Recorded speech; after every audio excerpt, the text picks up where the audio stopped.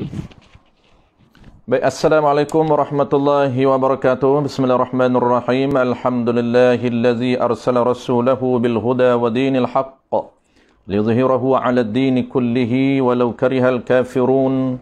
Asyhadu an la ilaha illallah wahdahu la syarika lah wa asyhadu anna Muhammadan 'abduhu wa rasuluh. Salawatullahi wa salamuhu 'ala hadzal nabiyyil karim wa imamil muttaqin wa qaidid du'akil mujahidin وعلى آله وأصحابه أجمعين. اللهم علمنا ما جهلنا وانفعنا بما علمتنا وجعلنا من المخلصين وصلى الله على سيدنا محمد وعلى آله وبارك وسلم. Alhamdulillah Rabbil Alamin. Baik tuan-puan, insyaAllah seperti mana yang kita maklum, malam ini kita akan sambung pengajian kita Matla'ul Badrain, anjuran surau Haji Ismail Puncak Alam ataupun Syifa. Kita akan sambung dalam subtopik riba ataupun dalam tajuk kecil dia, formula riba yang kedua. Ini riba yang berlaku di dalam jual beli. Riba yang berlaku di dalam jual beli terbahagi kepada tiga yang selalu kita sebut tuan-puan sebagai peringatan kepada kita ataupun supaya kita recall balik apa yang kita bincang sebelum daripada ini. Riba ni dia berlaku pada berlaku dua tempat sahaja. Yang pertamanya berlaku di dalam transaksi jual beli ataupun akad jual beli, dan yang keduanya riba berlaku dalam akad qardi ataupun akad hutang. Dan kita ini sedang bincang riba yang berlaku dalam transaksi jual beli ataupun kita panggil ribal buyu', iaitu terbahagi kepada tiga jenis riba sahaja. Ribal fadli, ribal yadi dan ribal nasa'i. Dan kita tahu, apabila kita tahu pembahagian riba dan untuk mendetailkan, untuk memudahkan kepahaman kita dalam riba, kita kena tahu formula dia. Yang pertamanya, formula ini tuan-puan, dia berkait dengan item ribawi. Kalau kita panggil struktur tajuk riba ataupun kita panggil kerangka tajuk riba, yang pertama yang kena tahu ialah item ribawi, yang kedua yang kita kena tahu ialah pembahagian riba, yang ketiganya ialah formula. Ini paling penting. Formula ni sebab untuk memudahkan kita faham. Jadi kita tahu item ribawi ni, item ataupun illah riba hanya dua sahaja. Di dalam mazhab al-Imam Asy-Syafi'i, dia illah riba, sebab riba, item riba. Kita panggil sama, item ribawi. Di dalam bahasa akademik dia panggil illatur riba. Dalam bahasa kita panggil sebab riba ataupun item ribawi, ataupun mudah kita panggil barang-barang yang termasuk di dalam riba. Dia ada dua jenis sahaja. Yang pertama ialah naqdum ataupun nuqudun, iaitu emas dan perak ataupun dinar dan dirham. Emas, perak, dinar, dirham. Itu yang pertama. Item riba yang kedua ialah ta'mun ataupun makanan. Ta'mun ataupun makanan. Yang kita dah bahas pendetailan berkaitan dengan item emas, perak, dinar dan dirham. Dan kita sedang bincang item makanan. Jadi pendetailannya, kita nak tengok pendetailan bagaimana proses ataupun bagaimana praktis riba berlaku, maka kita kena ingat formula riba. Kita sambung malam ni tuan-puan formula riba yang kedua di dalam transaksi jual beli. Riba yang pertama yang kita dah bahas sebelum kita sambung malam ni, formula pertama, formula item ribawi dia panggil, supaya kita mudah kita cekap ataupun kita mudah faham. Formula pertama dia panggil bersamaan jenis ataupun bersamaan item, bersamaan sebab ataupun bersamaan item ribawi dan bersamaan jenis item. Ini formula asas dia. Sama item, jadi sama sebab, sama barang ribawi dan juga sama jenis barang. Kalau sama illah dan sama jenis ini ataupun sama sebab, sama jenis, sama barang, sama jenis barang ini, dia berisiko berlaku tiga jenis riba yang telah kita bahas. Kalau kita tak jaga tiga syarat, dia boleh berisiko berlaku tiga riba. Pertamanya ribal fadli, dengan sebab tidak bersamaan sukatan ataupun timbangan di sisi syarak. Apabila dia sama item dan sama jenis item, beras sama beras, item jenis sama. Item makanan dan jenis beras sama beras. Dia panggil sama item, sama jenis item, berisiko 3 riba. Pertama, riba al-fadli. Sebab apa riba al-fadli? Paling penting tuan-puan, kita kena tahu sebab berlakunya setiap riba. Kalau riba al-fadli, riba lebih kita panggil. Kenapa? Kerana berlakunya riba al-fadli disebabkan oleh berlebih kurang ataupun tidak sama sukatan ataupun timbangan di sisi syarak. Maka ditegah, diharamkan secara total, secara mutlak. Akad itu, akad yang fasik, akad yang fasidah. Fasidah haram. Yang kedua, riba yang kedua dipanggil risiko berlakunya riba yang kedua, riba yadi. Sebab apa berlaku riba yadi? Kalau sama item, sama jenis item, beras sama beras, gandum sama gandum, dengan sebab tidak berunjub ataupun tidak qabak di dalam majlis akad. Tidak berlakunya serah menyerah. Tidak berlakunya serah menyerah di dalam majlis akad. Dia panggil takhiril ataupun takhirul qabdi. Delay ataupun melambatkan serah di dalam majlis akad, maka kita panggil ribal yadi. Dan risiko berlaku ribal yang ketiga apabila formula pertama ini sama item barang, tapi sama jenis barang, dia boleh berlaku riba yang ketiga, nama riba nasai. Riba nasai ini bagaimana sebab berlakunya riba nasai? Sebab berlaku riba nasai dengan sebab apa? Sebab menyatakan hutang. Nasa ini delay. Nasa ini dia panggil takhir juga. Dia panggil menangguh. Tangguh apa? Tangguh hutang. Murak kepada tangguh itu menyatakan lafaz hutang dalam ijab dan qabul. Apabila sama item, sama jenis item, tidak boleh untuk menyatakan hutang di dalam akad, ijab dan qabul. Baik, settle tuan-puan formula pertama. Kita sambung formula yang kedua malam ini. Al-Fadil Ketan baru kata kita agapo kitab Matla'ul Badrain. Kitab Matla'ul Badrain muamalat. Kita sambung. Formula kedua tuan-puan malam ni.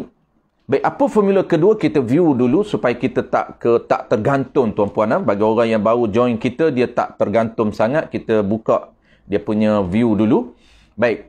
Formula kedua dalam riba. Riba buyuk ni tuan-puan, kita asin bagi kita, agak janggal bagi kita sebab jarang kita publikkan ataupun jarang kita bincang secara terbuka. Di surau, di masjid dan di tempat-tempat terbuka ini jarang dibincangkan riba. Ini antara ilmu yang semakin hari semakin pupus.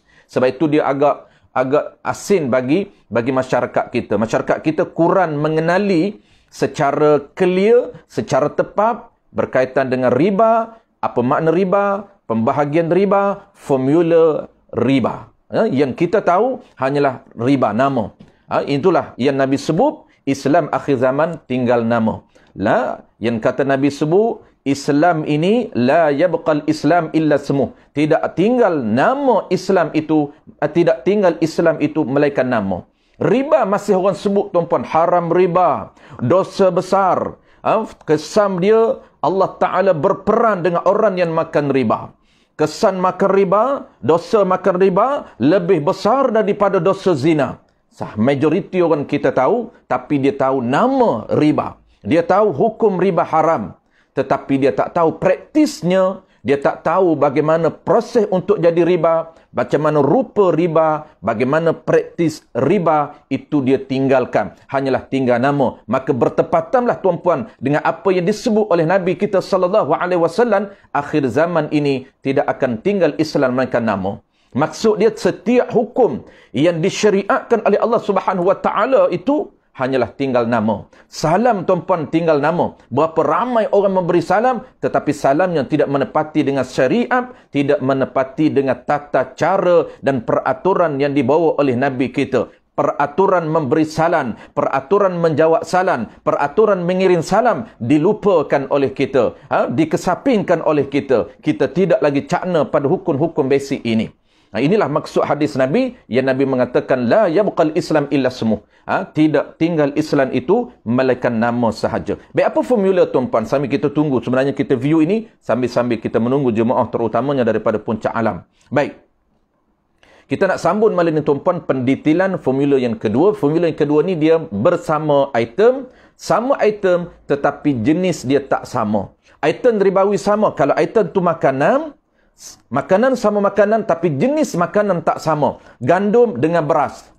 Kalau gandum dengan duit, itu tidak menjadi isu. Kenapa? Kerana duit tidak termasuk dalam item ribawi dalam mazhab kita Al-Imam Syafi'i qaulian mu'tamad. Maka kita tak bincang. Hari ini tuan-puan, riba buyuk ini riba yang berlaku dalam transaksi jual beli, riba yang berlaku dalam akad jual beli, riba yang berlaku dalam kontrak jual beli, tak jarang berlaku, tapi masih lagi berlaku. Walaupun kita dah tinggal ilmu ini, tetapi sebenarnya walaupun dia tak berleluasa, dia tetap berlaku sekiranya kita tidak ada panduan yang jelas. Kita tukar air dengan air, kita tukar nasi dengan nasi, kita tukar air dengan nasi. Ini masih berlaku. Masih berlaku tanpa kita sedar, tanpa kita perasan. Walaupun sebahagian orang kita menyatakan ribal buyuk ini jarang berlaku, tapi sebenarnya tetap dia berlaku, perlu kepada panduan. Kita ulang sekali lagi tuan-tuan, formula yang kedua yang kita nak bincang pada malam ini, pendetilan jenis-jenis item ribawi yang kita nak tukar, iaitu sama item, sama jenis item ataupun sama ilah, sama sebab, berlainan jenis. Sebab apa tuan-tuan? Makanan. Makanan ini termasuk satu daripada dua jenis item ribawi. Kerana barang ribawi dalam mazhab Imam Syafi'i, mazhab kita ada dua sahaja, naqdum dan ta'mun, iaitu mas perak dan juga makanan. Maka makanan ini kalau dia sama makanan tapi jenis makanan berbeza, dia berisiko berlaku dua riba sahaja. Contoh beras dengan gandum, gandum dengan syair, gula dengan beras. Makanan sama makanan tetapi jenis dia berbeza, satunya beras, satunya gandum, satunya beras, satunya syair, satunya gandum, satunya barley. Maka boleh tukar tapi dengan dua syarat. Kenapa? Kerana kalau tak jaga dua syarat, dia boleh berlaku dua riba. Pertamanya ribal yadi, yang kedua ribal nasai. Apa dia ribal yadi? Praktisnya bagaimana? Dan sebab dia apa? Berlaku ribal yadi dengan sebab takhirul qabdi, dengan sebab tidak menyerahkan dalam majlis akad. Dia disyaratkan tunai, disyaratkan dipanggil lani, disyaratkan serah menyerah dalam majlis akad. Jangan ditunda walaupun beberapa minit. Maksudnya, jangan dibayar, jangan diserahkan barang di luar daripada majlis akad. Tidak dibenarkan oleh Nabi SAW. Baik, yang kedua, dia boleh berlaku ribal nasai sekiranya walaupun dia tak sama jenis, tapi Nabi melarang daripada berlakunya pertukaran antara beras dengan gandum sekira menyatakan hutang. Dia panggil apa? Dia panggil menunda ataupun dia panggil menyatakan lafaz hutang dalam ijab qabul. Tu dia panggil riba nasai. Riba dengan sebab bertangguh. Tangguh macam mana? Bukan tangguh serah. Kalau tangguh serah, lambat serah, delay serah, itu ribal yadi, takhirul qabdi. Yang ni dengan sebab dia menyatakan hutang dalam majlis akad, tidak dibenarkan oleh Nabi SAW. Baik, kita sambung pendetilan jenis barang. Kita nak tahu pendetilan barang. Bagaimana barang yang kita nak detailkan? Boleh tak jual susu dengan susu? Kerana susu makanan. Ini yang kita nak detail. Qala al-musannif rahimahullahu subhanahu wa ta'ala. Dan segala tepung, kita nak tukar tepung, segala jenis kategori tepung. Tepung gandum, tepung ubi, tepung barley, tepung syair. Syair tu barley lah. Dan segala tepung bagi beberapa bagai, beberapa nauk. Gandum itu jenis yang satu jua. Dan segala tepung, segala jenis tepung, dia termasuk dalam kategori apa? Item dia tuan-puan, item makanan. Sebab kita nak detailkan item yang termasuk dalam makanan. Nak tukar apa ni? Bincang ni tuan-puan berlaku riba ni, tukar makanan dengan makanan. Tapi bukan semua makanan. Hanyalah makanan ini yang termasuk dalam syarat riba. Itu kita nak tahu syarat. Kalau riba, formula kedua ini, dia kena jaga dua syarat. Syarat pertama, kita kena jaga syarat yang membolehkan berlaku riba yadi. Syarat kedua, mesti kita jaga takut berlaku riba nasai. Syarat pertamanya, kalaulah item ini sama makanan, berbeza jenis, mesti nak tukar ni, tukar telur dengan beras, beras dengan gandum, telur dengan kuih. Nak tukar dia, mesti kena jaga dua syarat. Syarat pertama, jangan takhirul qabdi. Kenapa? Berlaku riba yadi. Syarat yang kedua, jangan nyatakan hutang kerana berlaku riba nasai. Itu dua syarat yang kita dah faham.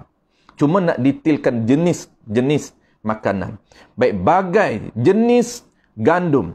Segala tepun bagi beberapa nauk gandum, beberapa jenis gandum, itu jenis yang satu jua. Yang ni bersamaan jenis. Gandum ini, tepung gandum ni, dia termasuk di dalam bersamaan jenis. Tetapi tiada sah dijual setengah dengan setengahnya. Tidak sah dijual sebahagian tepung gandum dengan sebahagian tepung gandum lain. Ingat tuan-puan, dalam minda kita kena install betul-betul, kena ulan. Jual ni tukar menukar, tukar barang dengan barang, tukar harta dengan harta, itu jual. Kita kalau kita tak install ni tuan-puan, tak bersihkan mindset kita duk perasan jual ni, jual barang dengan duit, barang dengan duit. Kalau tukar barang dengan barang, bukan jual. Apa dia tukar? Dia masih lagi berkarak tu, payah untuk dia kikis. Orang kata jual apa? Jual ni duit dengan barang. Kalau barang dengan barang, itu tukar. Tukar itu adalah jual beli. Muqabalah. Mu'awadatin. Dia panggil aqdun mu'awadatin. Maliyatin yufidu milka ainin. Baik, settle tuan-puan. Tetapi tiada sah dijual setengah, yakni sebahagian dengan setengah. Sebahagian gandum dengan gandum yang lain. Gandum sama gandum, sebahagian gandum dengan sebahagian gandum yang lain, tak sah dijual. Kerana apa? Tak sah dijual? Kerana dijahilkan bersamaan. Kerana dijahil, yakni tak tahu bersamaan. Tak tahu nisbah sama timbangan ataupun sukatan. Kalau gandum jenis kena suka, kerana gandum ni bijirin, maka kena ikut mi'yar syar'i, kena ikut timbangan yang telah ditentukan oleh syarak. Maka Nabi kena ikut sukatan Nabi yang Nabi guna di Madinah sampai hari ini. Kita tak boleh ikut sukatan semasa. Walaupun semasa hari ini tuan-puan, beras, gandum ditimbang dengan kg, dengan menggunakan kilogram, maka tidak diambil kira. Mesti diambil kira mi'yar syar'i, iaitu timbangan syarak. Syarak, sukatan digunakan pada zaman Nabi di Madinah. Kalau bijirin disuka, tidak ditimbang. Kalau nuqud, mas perak ditimbang, tidak disuka. Mas perak sampai hari ini pun ditimbang menggunakan gram tuan-puan, kilo dan sebagainya. Okey, dia teruskan apa yang diguna pada zaman Nabi. Tetapi bijirin ini, kenapa tidak sah jual gandum dengan gandum, tukar gandum dengan gandum? Kerana dijahilkan. Kita tak yakin sama sukatan gandum dengan gandum. Walaupun sama dari segi timbangan kilogram, tetap menjadi riba. Kerana apa? Kerana syarak menetapkan sukatan bukan timbangan, maka kita kena sukap mengikut sukatan. Sama ada satu cupak, sama satu cupak, gantan sama satu gantan. Maka tidak sah dijual gandum dengan gandum. Kenapa? Kerana sama jenis barang dan sama jenis barang, maka dia mesti jaga sukatan. Kenapa? Kalau tak jaga sukatan, bersamaan sukatan, boleh berlaku ribal fadli.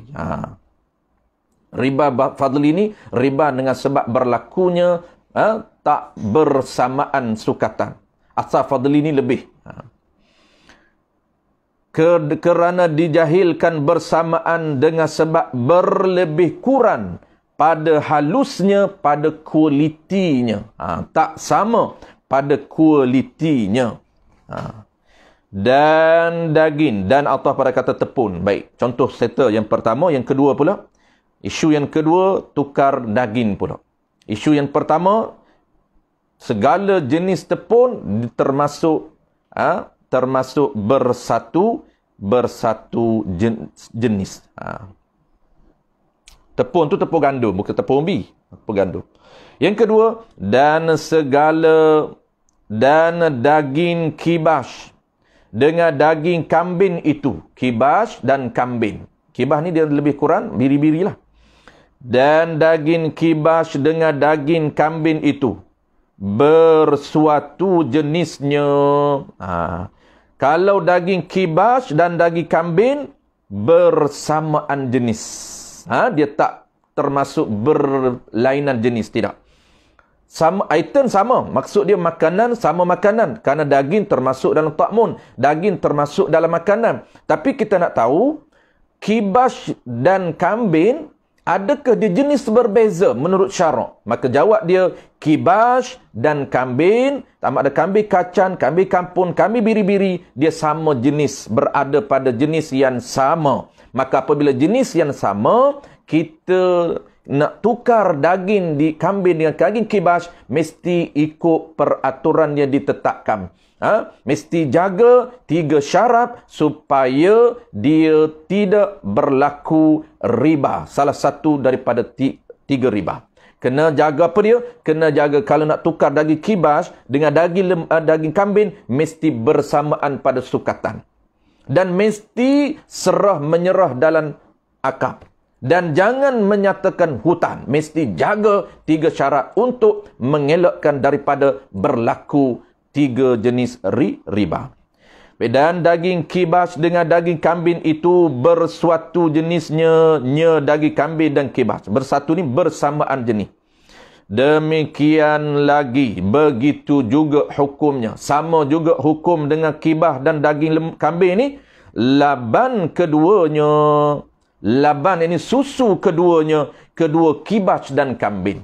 Nak tukar susu kambing, nak tukar susu kambing dengan susu kibas, boleh atau tidak? Boleh, tapi mesti ikut peraturan. Mesti ikut syarat. Kenapa? Kerana kibas dan kambing, dagingnya termasuk bersamaan jenis, susu juga termasuk bersamaan jenis. Kita faham tuan-puan, sebab tu penting sangat formula. Kalaulah kita sama jenis, kita dalam minda kita dah ada 2 formula, bermakna dia berada dalam formula pertama, sama item, sama jenis, mesti jaga 3. Mesti jaga 3 syarat. Kenapa nak jaga 3 syarat? Nak mengelakkan daripada berlakunya 3 riba. Syarat pertama, mesti sama sukatan ataupun timbangan. Syarat kedua, mesti learning ataupun mesti serah dalam majlis akad. Dan syarat ketiga, jangan menyatakan hutang di dalam ijab dan qabul. Settle, boleh tukar kat sekiranya sama jenis dan sama item. Tapi kalau tak cukup syarat, berlaku riba. Kalau tak sama, bersamaan, tak yakin sama sukatan, berlaku riba al-fadli. Haram semata-mata tukar. Boleh tak saya nak tukar daging kambing? Hari ni saya kurban, tahun ni saya melakukan kurban kambing. Kawan saya pula dia buat kurban kibas. Maka saya ni duk biasa dah kambing, nak rasa pula daging kibas. Tak pernah rasa macam mana daging kibas ni, sedap ke tak sedap. Maka kita minta dengan kawan kita, boleh tak kata, aku ni jarang makan dan tak pernah makan lagi daging kibas, dan duk makan daging kambing selalu dah. Dah mu buat daging kibas, mu ni buat tahun ni mu buat apa kibas, aku buat kambing, boleh tak kita tukar sama sekilo? Kita tukar sama sekilo. Jawab dia, jaga-jaga. Nak tukar ini, mesti cukup syarat. Syarat apa dia? Mesti yakin pada timbangan. Kalau yakin pada timbangan sama berat, tuan-puan, sama banyak daging ini sama 1 kilo, mesti yakin sama. Tengok sama. Tak tengok, tak sah. Mesti tengok, mesti yakin sama. Dan mesti serah ketika nak tukar ni, aku tukarlah daging kibas sekilo dengan daging kambing kamu sekilo. Makna harga dia, daging kibas kita sekilo ni, ataupun daging kambing, kita sembelih kambing sekilo ni, kita nak jual kepada dia dengan harga 1 kilo daging kibas. Boleh ke tidak? Jual beli daging dengan daging? Boleh. Tukar menukar daging dengan daging? Daging lembu, daging kibas dengan daging kambing? Boleh, tetapi kena ikut syarat. Syarat apa dia? Pertama, kena sama sukatan. Yang kedua, kena serah dalam majlis akad. Mana praktis dia macam mana tuan-puan? Praktis dia ni. Daging lembu, daging kibas ni, daging kambing aku sekilo ni, aku nak tukar denganmu. Maknanya aku nak jual. Tukar ni jual. Muqabalah. Baik ni, jual beli ni apa? Muqabalah. Jual beli ni apa? Muawadah. Yani tukar menukar harta dengan harta. Daging lembu, daging kibas harta, daging kambing harta, maka kita nak tukar daging kambing dengan daging lembu, itu jual beli.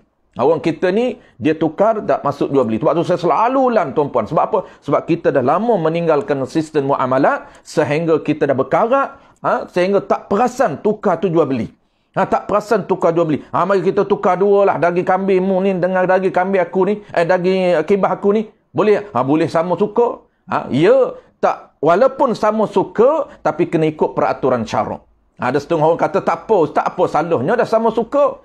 Dia pun nak daging kambing saya dan saya pun nak daging kibas dia. Kita tukar sama reda. Sama reda itu kena ikut peraturan. Bukan kata dah sama reda, tiba-tiba tak haram tukar. Tak boleh. Dia ada peraturan yang ketat. Kerana nak tukar harta dengan harta, kena ada peraturan. Peraturan macam mana? Kalau daging kibas dengan daging lembu, mesti jaga tiga syarat. Baik, settle tuan-puan. Kita dah jelas praktik dia berlaku riba macam mana. Yang paling penting tuan-puan, praktis nak berlaku riba, kita kena faham. Kalau kita baca teori saja, berlaku di lapangan, kita tak tahu nak apply. Duk tukar air dengan air. Tukar nasi goreng dengan nasi pataya. Selalu tukar. Aku ni silap order.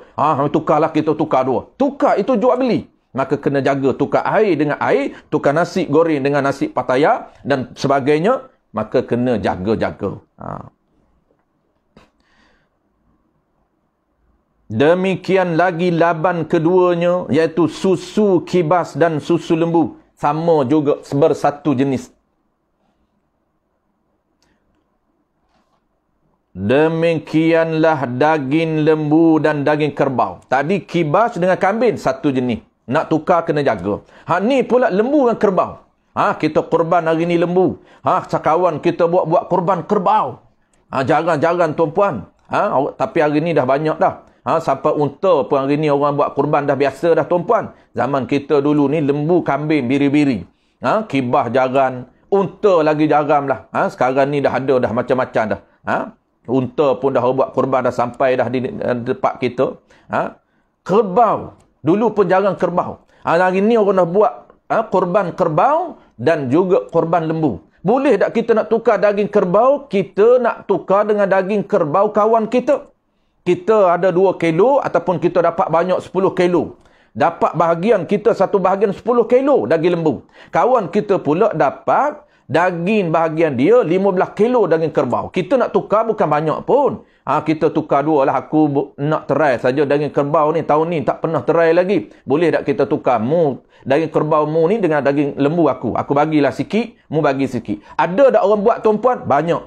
Ada orang buat, bukan tak ada, memang ramai orang buat. Sebab tu kena jaga-jaga. Bermudah tukar menukar ni tuan-puan, tanpa dia sedar, tanpa dia cakna, rupanya ada hukum di sebalik pertukaran tersebut. Hukum apa? Hukumnya dia sangat besar, iaitu boleh berlaku ribal fadli. Yang di sebalik kita dah ucap riba, kita hanya tahu ribal qardi. Riba yang berlaku dengan sebab apa? Dengan sebab hutan piutan. Itu nanti kita akan bincang selepas habis. Tajuk ribal buyuk, kita akan bincang selingan ataupun dia panggil penutup riba yang berlaku dengan sebab jual hutan piutan. Itu sangat mudah sebab kita dah biasa. Yang ni yang jarang-jarang. Kalau nak tukar lembu tuan-puan dan kerbau satu jenis. Apabila bersatu jenis, item sama, jenis sama, mesti jaga 3 syarat. Kalau tak jaga 3 syarat, menyebabkan apa dia? Menyebabkan kita makan riba setiap hari. Yang duk kata jauh lah daripada riba. Duk bebas riba, tak nak makan riba. Jaga riba, tapi riba dalam jual beli dia tak jaga. Setiap tahun tukar daging lembu dengan daging kambing kawan dia, tukar daging lembu dengan daging kerbau kawan dia, tanpa jaga syarat sama dari segi timbangan, maka termasuk ribal fadli. Boleh ke tidak nak tukar daging lembu dengan daging kerbau? Boleh, kena jaga 3 syarat. Syarat pertama kena sama. Daging lembu 1 kilo, daging kerbau 1 kilo. Syarat yang kedua kena jaga serah dalam majlis. Syarat ketiga kena jaga jangan hutang. Maksud jangan hutang. Petani bawa aku bawa ke rumahmu, apa nama ini, baru aku bayar. Maksud petan baru dia bayar. Kita ambil dulu dari kerbau dia, kemudian kita ini bayar daging lembu ataupun hantar daging lembu kat dia petan. Dalam syarat tu kita menyatakan tempoh ataupun kita menyatakan hutan, petan ni baru aku hantar. Tu tidak dibenarkan. Baik, seterusnya, contoh seterusnya.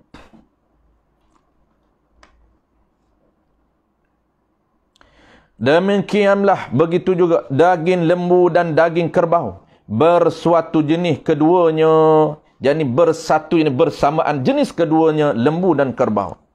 Demikian lagi laban kedua, begitu juga hukumnya, sama juga hukumnya laban, ini susu keduanya lembu dan kerbau. Sama, nak tukar susu lembu dengan susu kerbau kena jaga kerana dia bersamaan jenis ataupun sama jenis, sama item, sama jenis item. Susu lembu dengan susu kerbau, boleh tak kita tukar? Boleh.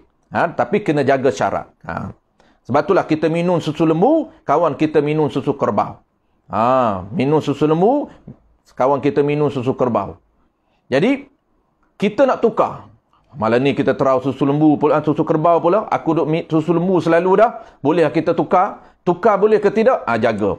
Kalau lembu dengan kerbau dia sama, dia termasuk sama jenis, kena jaga tiga syarat. Jangan bermudah-mudah. Kita hari ni tuan mudah saja. Boleh aku terah, kita tukar dua. Mau ambil susu lembu aku ambil susu kerbau kamu. Susu lembu campur dengan apa nama ni, ditukar dengan susu kerbau.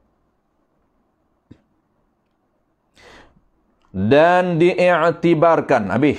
Contoh, 3 contoh. Ataupun kemudian contoh yang kedua, kibas, daging kibas. Yang ketiga, daging lembu.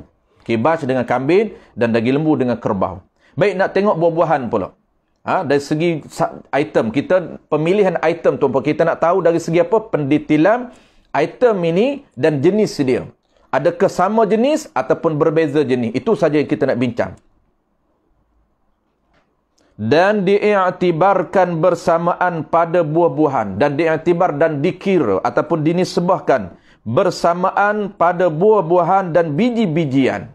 Pada buah-buahan dan biji-bijian. Kerana buah-buahan dan biji-bijian yang tuan-puan termasuk kategori makanan. Termasuk ta'mun. Termasuk makanan. Apabila termasuk makanan, maka dia termasuk di dalam item ribawi yang mesti kita jaga. Kenapa? Kerana nak tukar itu berlaku riba. Bersamaan pada buah-buahan dan biji-bijian itu dan daging itu dikira bersamaan itu bila? Nisbah apa? Pada ketika keringnya, yakni nisbah kita nak tahu dikira itu nisbah ketika keringnya, kering buah-buahan, kering buah-buahan dan biji-bijian. Ketika dia kering. Baik. Lain daripada araya. Ini bai'ul araya. Ini antara istilah yang kita akan bahas. Kita akan ulang balik tuan-tuan. Jenis-jenis jual beli yang tidak sah. Tak termasuk daripada bai'u araya. Baik. Dikira tuan-tuan ni kita nak tengok apa? Kita nak tengok diiktibar ataupun dikira sama bersamaan saukatan ataupun timbangan itu biji-bijian dan buah-buahan ni bila kita nak tahu, nak kira sama sukatan, sama timbangan. Adakah dikira ketika dia basah, ketika dia hidup, ataupun ketika dia basah, ataupun ketika kering? Jawab dia ketika kering. Bukan ketika basah. Sebab itu kena jaga kalau tukar barang ataupun daging yang basah ataupun buah yang basah dengan buah yang kering tidak dibenarkan. Ni.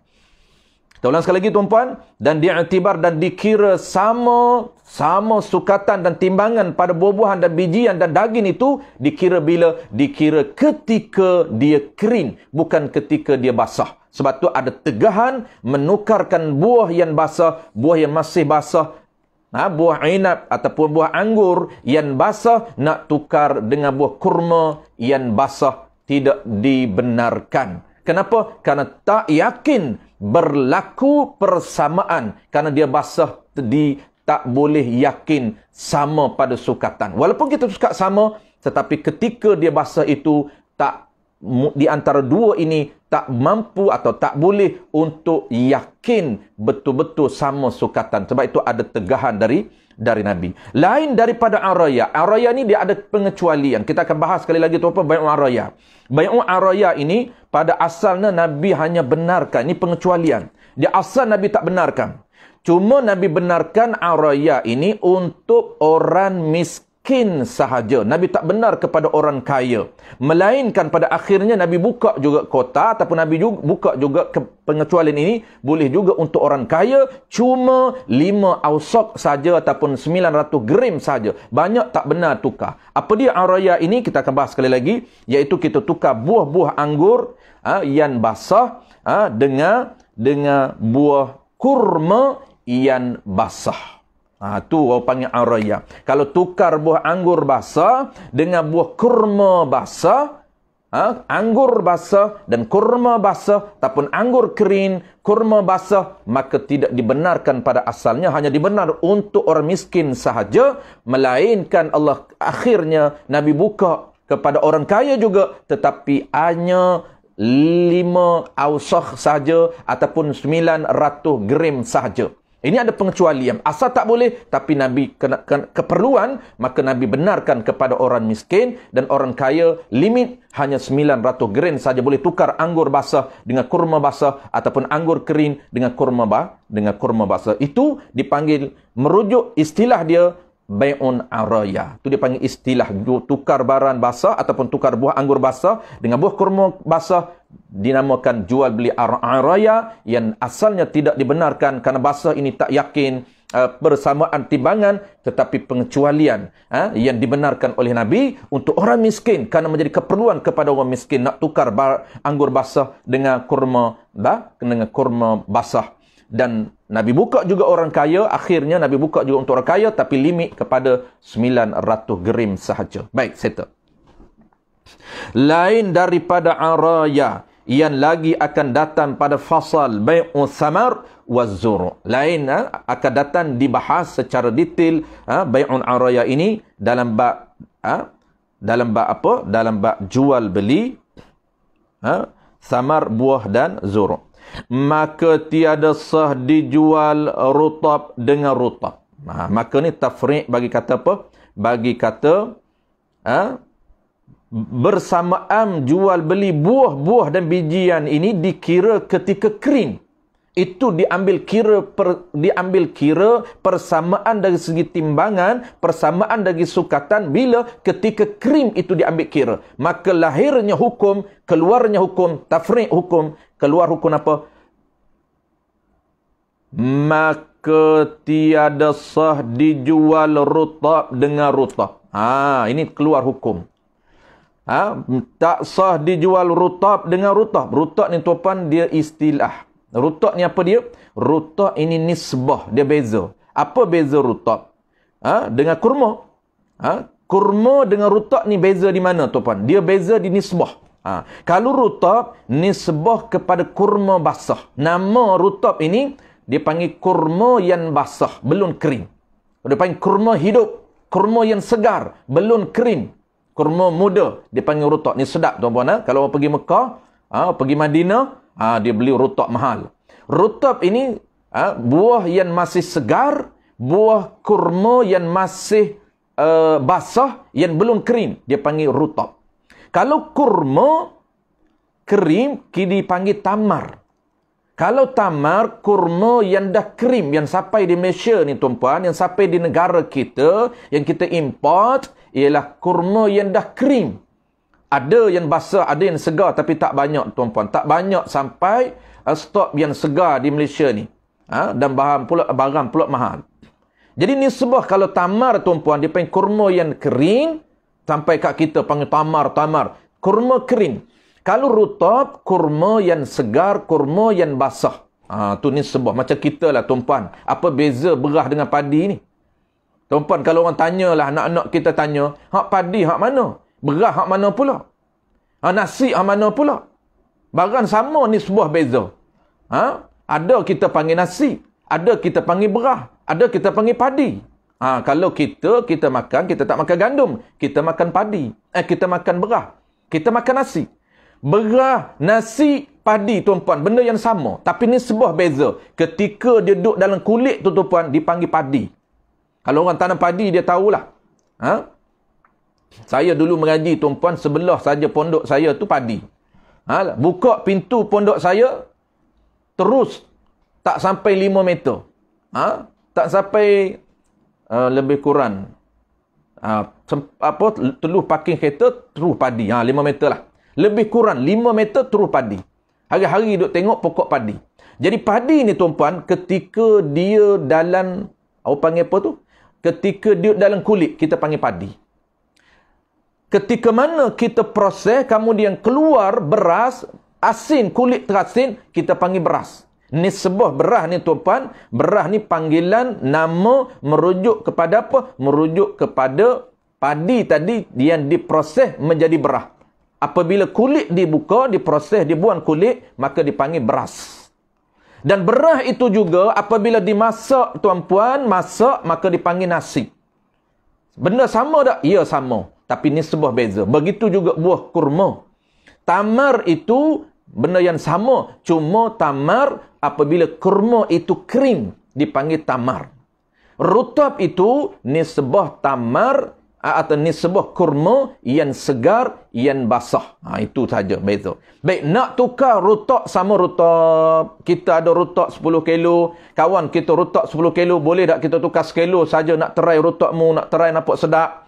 Rutab aku ni kurang sedap. Boleh tukar ke tidak? Tak dibenarkan tukar. Walaupun sama tukatan. Walaupun satu gantan sama satu gantam, satu cupak sama satu cupak, tidak dibenarkan tukar. Kenapa? Kerana dia tak yakin bersamaan. Walaupun kita tukar sama, tuan-puan. Kenapa tak yakin bersamaan? Kerana ketika basah. Basah ini tidak diambil kira. Kerana diambil kira sama ini ketika tunggu kering dulu. Ini sangat penting, panduan-panduan asas ini. Maka tiada sah ditukar rutab dengan rutab atau dengan tamar. Rutab nak tukar dengan tamar pun tak boleh. Kenapa? Kerana rutab tu basah, tamar itu kering. Tak boleh juga. Kerana sebahagian sebelah itu basah, sebelah kering pun tak boleh. Ini betapa kecilnya, betapa halusnya keadilan Islam nak jaga takut berlaku gharar, berlakunya ketidaksamaan antara penjual dengan pembeli dicegah di dalam Islam. Inilah keadilan dalam sistem transaksi jual beli yang diperjuangkan oleh muamalah Islam. Halus dan cukup teliti. Nak jaga apa? Islam nak jaga jangan berlaku unsur-unsur penipuan, jangan berlaku unsur-unsur kezaliman. Ketidaksamaan itu termasuk menzalimi pembeli ataupun penjual, maka ditutup rapat oleh Islam. Inilah sistem muamalah, sistem perniagaan, sistem bisnes yang mesti dilaksanakan di dalam Islam. Batulah orang nak meniaga, tuan-puan, dia kena ada ilmu muamalah. Kena ada ilmu muamalah. Kena asas dia, fundamental dia, basic dia, mesti ada ilmu muamalah. Businessman yang berjaya dunia akhirat, mesti dia kuasai ilmu muamalah. Yang terbaliknya hari ni, tuan-puan, yang terbaliknya, punca berkaraknya dia pelik. Kalau ustaz menega, dia pelik. Bukan tuan-puan lah, orang lain. Dia kata ada juga. Dia kata, kenapa ustaz menega, tak ada kerja lain ke? Dia terbalik. Nega ni rupanya bagi dia eksklusif untuk orang yang bukan ustaz. Yang peliknya dia ni apabila dia tak tahu sistem muamalah, dia tanya ustaz. Ustaz ni tukang jawab teori, tapi orang panggil praktikal di lapangan bukan ustaz, orang lain. Nampak tak pelik bin ajaib, tuan-puan? Ustaz ni kalau dia buat, kalau dia menega, memang dia boleh menega kerana dia tahu. Tahu tu lah, tuan-puan. Boleh ada orang cakap bukan rekaan, memang ada, tak ramai lah. Ada, dia kata ustaz ni kerja ustaz sajalah. Dia kata menega bagi orang lain lah. Nampak dah, tuan-puan. Dia tak nampak bahawa perintis ekonomi Islam ini dikuasai oleh pedagang-pedagang, saudagar. Saudagar dan juga apa, tuan-puan? Dan juga businessman yang berjaya. Dia tak kenal siapa khalifah yang ketiga, Uthman bin Affan, seorang saudagar, businessman, jutawan yang berjaya. Seorang saudagar ni, ataupun businessman, ataupun perniagaan, orang profession perniagaan ni tuan-puan, majoriti menjadi tulan belakang kepada dakwah Rasulullah. Ini sejarah kita kena tahu. Sejarah kita kena tahu, orang yang menyokong Nabi, orang yang menggerakkan dakwah Nabi, terdiri daripada apa? Daripada orang-orang teknokrat yang berjaya, orang usahawan yang berjaya. Tengok siapa dia, Abu Bakar. Abu Bakar seorang yang kaya, walaupun tidak dicanan, walaupun tidak dihighlightkan, dia seorang jutawan. Abu Bakar khalifah yang pertama, dia seorang jutawan, seorang kaya. Mana mungkin kalau orang yang susah nak membebaskan hamba yang sangat mahal. Biasa orang yang paling banyak membebaskan hamba, tuan-puan, siapa dia? Sudah tentunya Abu Bakar As-Siddiq. Tak boleh nak lawan orang lain. Abu Bakar As-Siddiq ini juara. Dialah pahlawan di dalam memerdekakan hamba, menyelamatkan hamba, memerdekakan dengan duit sendiri, dengan dinar. Sebab tu Abu Bakar orang yang banyak duit. Dan begitu juga yang ketiga, Uthman bin Affan, khalifah yang ketiga, terkenal dengan seorang jutawan, terkenal dengan seorang yang kaya. Dia seorang yang strategis. Orang panggil apa? Dia seorang usahawan yang sangat pintar dalam strategi dia. Strategi berniaga, ikutlah orang panggil strategi yang dibuat oleh Uthman bin Affan. Siapa Uthman bin Affan? Khalifah pengganti Nabi yang ketiga sebelum Sayyidina Ali. Inilah apabila orientalis dia tahu, tuan-puan, dia tahu sejarah perkembangan Islam. Gemilannya Islam didukung oleh orang-orang kaya, orang yang hebat, orang yang menjadi jadi public figure di kalangan Quraisy, maka dia cuba untuk melemahkan Islam, cuba membuat satu strategi memisahkan agama dengan dunia. Agama ini, profession agama bagi dekat ustaz saja. Adapun ekonomi diambil oleh orang-orang yang tak faham agama. Itulah berlakunya sistem ekonomi kapitalis. Tidak berlaku sistem ekonomi yang sebenar. Dalam sistem ekonomi tidak ada akad, tuan-puan. Tidak ada akad hari ini. Walaupun orang Islam terlibat dalam sistem ekonomi, sistem perniagaan, tetapi meninggalkan sistem muamalat yang sebenar. Itu iklan, tuan-puan. Panjang sikit iklan. Panjang sikit iklan. Sebab ada 2-3 orang tu dia pelik. Meniaga. Bukanlah dia cakap kat saya ni dah lama dah. 15-16 tahun dah, tuan-puan, dalam meniaga. Sebelum mengajar ni dah meniaga lama dah. Tak menjadi isu lah. Dia bercakap kat orang lain lah. Lalu saya tolong jawab. Dan habis, tuan-puan, sama sikit lagi. Kita dah dekat pukul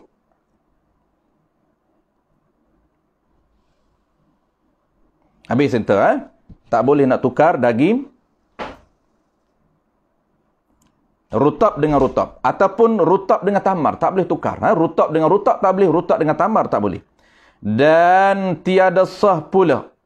Sebagaimana tak sah rutab dengan rutab dan rutab dengan tamar, dan tiada sah pula. Pula pada makna tuan. Ini ketelitian, kehalusan, keunikan ataupun seni kitab turas, kitab lama. Nak cara baca dia, tuan-puan, ada gaya bahasa dia. Bukan baca macam baca paper, tidak. Tu orang panggil baca. Kalau belajar betul, dia tak macam baca paper. Kalau baca paper ni, tuan-puan, sekejap je kita ni. Dah sekat sejam itu, dah boleh 2 muka surat. Tetapi itu bukan gaya, bukan gaya dan style kitab turas. Kitab turas ini dia penuh dengan keunikan, dengan kesenian dan gaya bahasa yang tersendiri. Mesti kita follow seni dan gaya bahasa yang ditinggalkan oleh kitab turas. Sebab itu, pula pun ada makna. Apa makna pula? Pula itu tiada sah pula. Tiada sah pula, yang sebagaimana tu pula. Sebagaimana tak sah rutab dengan rutab. Tak sah inab dengan inab. Tak sah jual inab dengan inab. So sama juga, tuan-puan. Inab ni sebah juga. Inab ni anggur. Inab ni dia dengan zabib. Nisbah inab ni, tuan-puan, dengan zabib. Zabib ni orang kita biasa sebut zabib lah. Zabib. Kalau zabib ini, dia panggil apa? Dia panggil anggur krim. Dia panggil zabib. Anggur krim, zabib. Kismis, tuan-puan. Buah kismis. Kismis tu hari ni. Dulu saya kecil-kecil, orang Kelantan dia tak panggil kismis. Orang Kelantan dia panggil buah zabib. Orang Kelantan dia panggil zabib. dia tak panggil kismi. Hari ni dah tak ada zabib, dia kismi. Zabib ini tuan-puan, buah apa? Buah anggur yang kering, kita panggil zabib. Kalau inab, anggur basah, anggur hidup, anggur fresh, anggur segar, tu kita panggil inab. Maka inab ini tidak sah tukar inab dengan inab, ataupun dengan zabib, tak sah tukar inab dengan zabib. Tak sah tukar anggur yang basah dengan anggur kering, tak sah juga. Anggur basah dengan anggur basah tak sah, anggur basah dengan anggur kering pun tak sah. Dan baran yang tiada kering. Dan baran ni dia muftada balik tuan-puan. Dan bermula baran yang tiada kering. Baran yang ni buah-buahan, buah-buahan.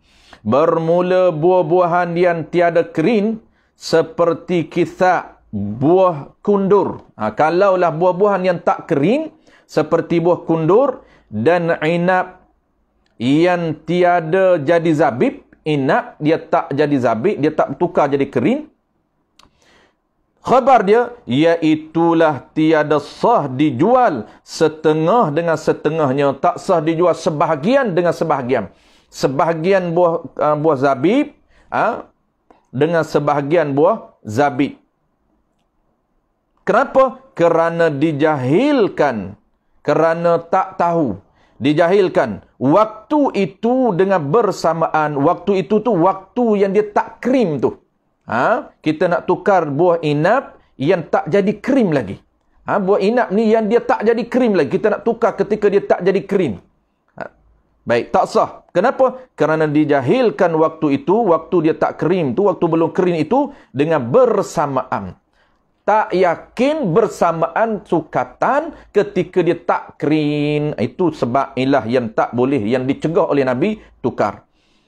Pada ketika kerimnya, ketika kering itu, dia tak yakin sebelum dia kering. Ketika kering. Dan tiada sah dijual daging basah dengan daging basah. Tadi daging, disebut umum. Ni daging basah dengan daging basah. Atau dengan ian kering. Atau dengan daging ian kering. Nak tukar daging basah dengan daging basah tak sah. Atau daging basah dengan daging kering. Daging basah ni daging yang segar, tuan-puan. Daging yang segar, daging yang fresh dengan daging yang dah kering. Daging yang dah lama, daging dah kering dah. Dah keluar dah dia punya fresh dah. Tak boleh tukar. Daripada jenisnya, daripada jenis yang sama. Tukar daging lembu fresh dengan daging lembu yang tak fresh. Dan sah dijual daging kering dengan daging yang kering. Sah dijual, ditukar daging yang dah tak fresh, daging yang dah kering dengan daging kering. Sama-sama kering. Sah tukar asalkan sama sukatan. Dengan syarat jangan ada tulan padanya. Dengan ada syarat lagi. Bukan syarat sama saja, tapi syarat jangan ada tulan padanya pada daging.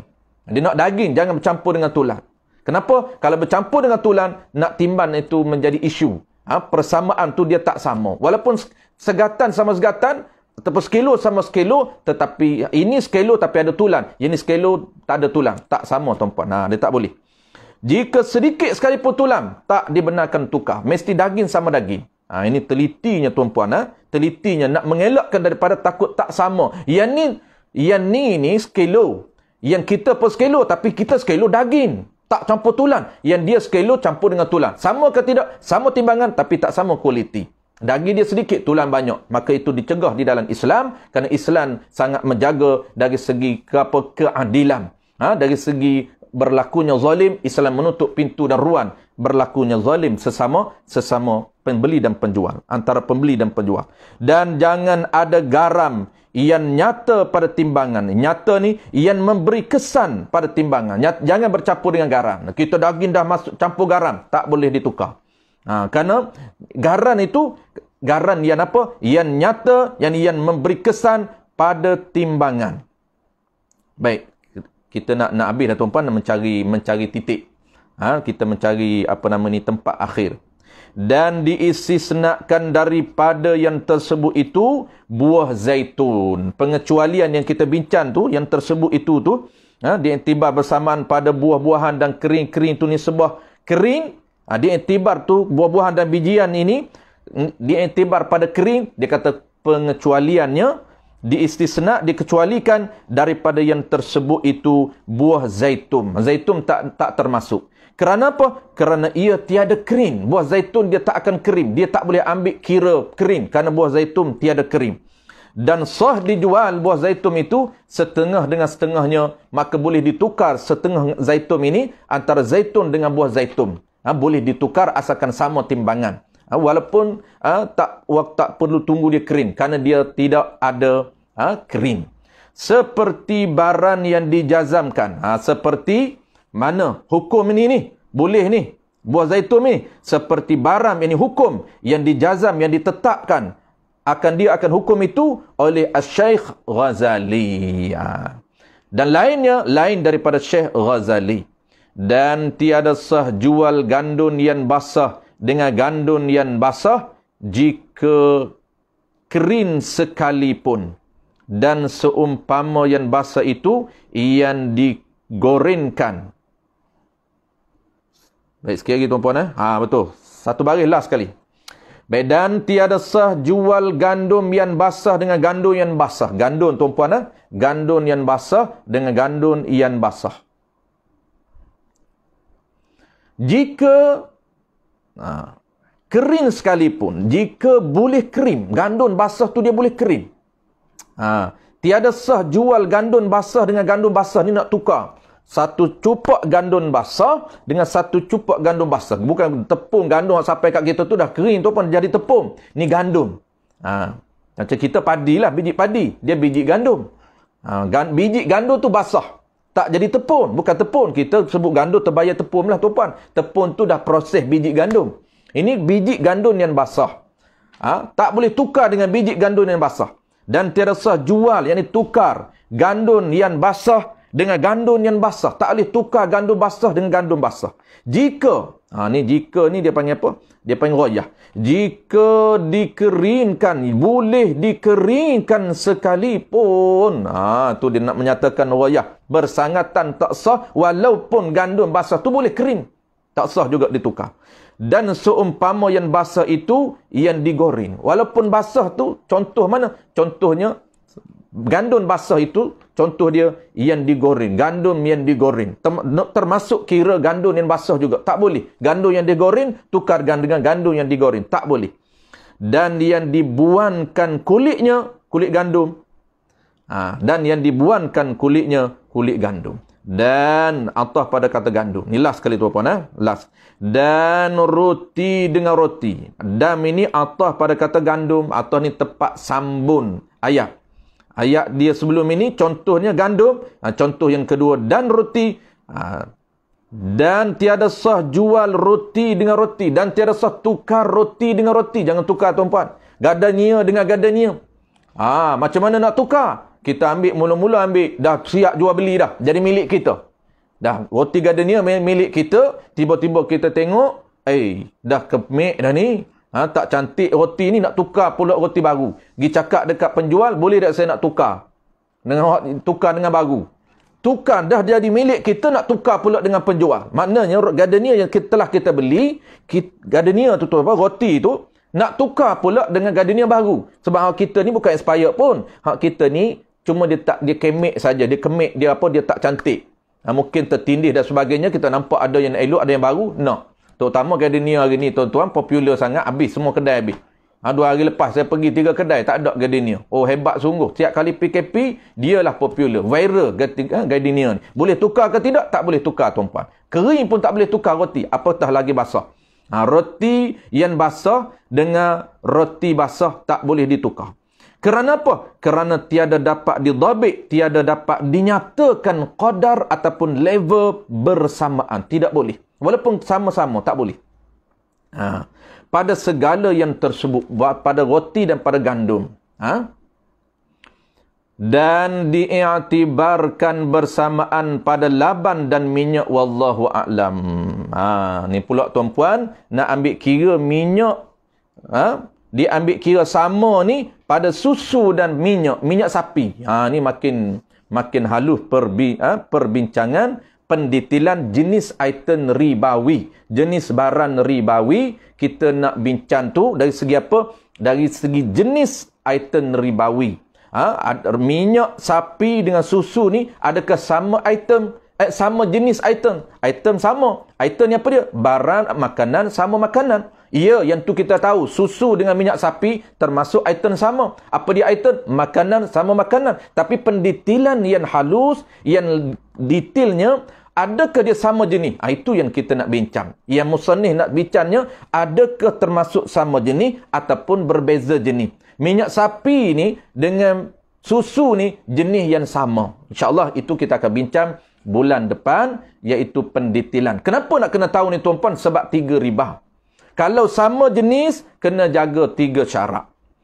Kena bersamaan nak tukar. Nak tukar minyak susu dengan minyak sapi, kena jaga 3 syarat. Kalau sama jenis. Tapi kalau kita tahu dia berlainan jenis, maka kita jaga 2 syarat.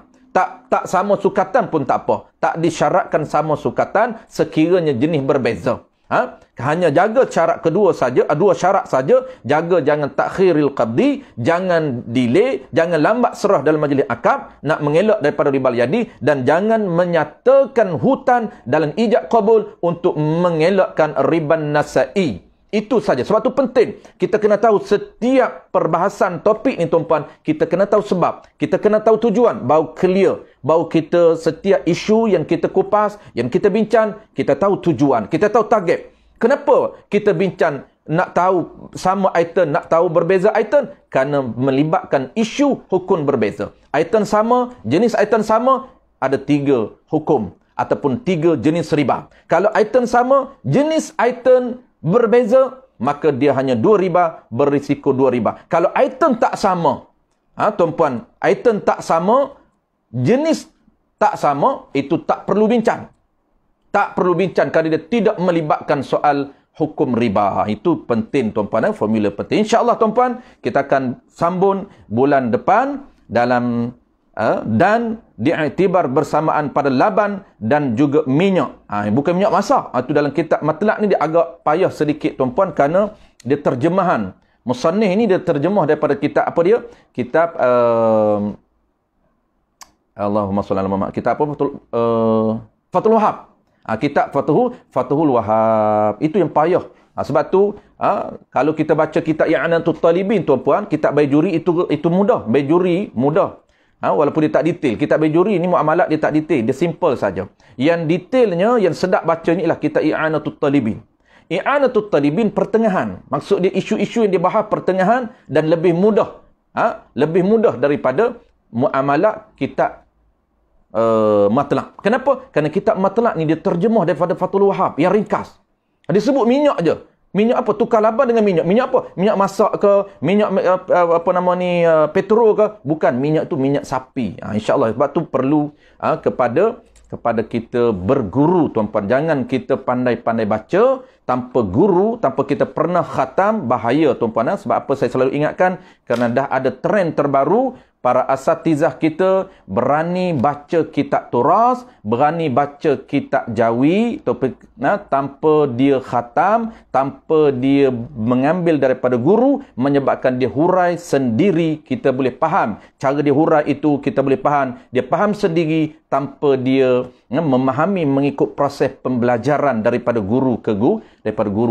Wallahu a'lam tuan-puan. Terima kasih banyak tuan-puan yang sudi bersama-sama dengan kita, yang sudi memeriahkan majlis kita pada malam ini. InsyaAllah moga-moga kita diberikan keberkatan tuan-puan, dan moga-moga kita diberikan rahmat, diturunkan ke rahmat pada tempat yang kita membesarkan ilmu syarak ini tuan-puan. InsyaAllah kita akan bertemu lagi, dan kita doakan tuan-puan semua umat Islam khususnya di negara kita ini dan seluruh umat Islam di dunia diberikan keselamatan, dielakkan daripada musibah, segala musibah, bala bencana, terutamanya COVID-19. Bismillahirrahmanirrahim. Alhamdulillahirabbil alamin. Wassalatu wassalamu ala asyrafil anbiya'i wal mursalin wa ala alihi wa ashabihi ajma'in. Allahumma faqihna fid din wa 'allimna ta'wil waj'alna minal ulama'il 'amilin waj'alna minal المخلصين وصلى الله على سيدنا محمد وعلى آله وبارك وسلم والحمد لله رب العالمين. تقبل الله منكم. تقبل يا كريم.